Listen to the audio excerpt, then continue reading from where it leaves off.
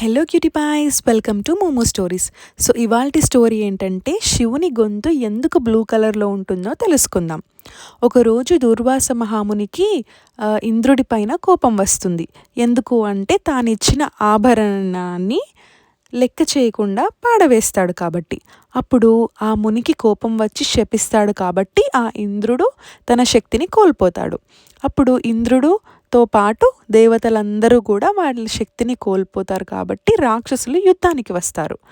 అప్పుడు దేవతలు భయపడి శ్రీ మహావిష్ణువు దగ్గరికి వెళ్ళి, స్వామి మా శక్తులన్నీ కోల్పోయాము, రాక్షసులు మాపై యుద్ధానికి వస్తున్నారు, మీరే మాకు ఏదో ఒక విధంగా సహాయం చేయండి స్వామి అని అడుగుతారు.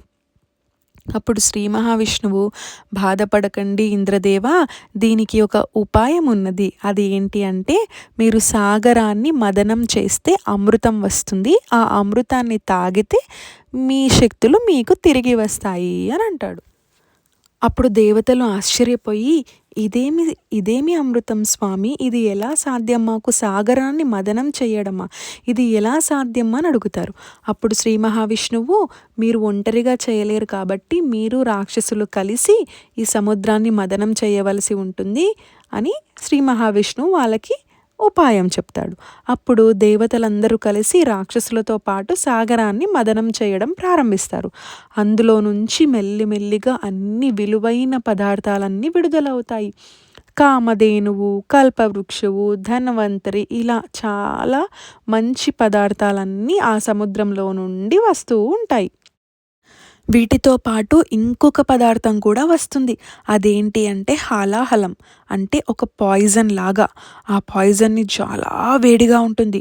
అది చూసి రాక్షసులు, దేవతలు అందరూ భయపడిపోయి మహాదేవుణ్ణి ప్రార్థిస్తారు. అప్పుడు శివుడు వచ్చి ఆ పాయిజన్ని చేతిలో పట్టుకొని గడగడా మింగేస్తూ ఉంటాడు.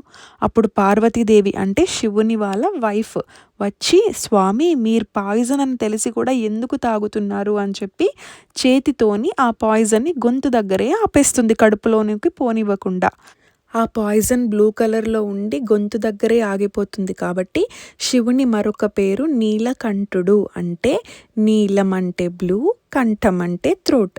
He's called as Neelakantha, blue throated person. ఓం నమ శివాయ.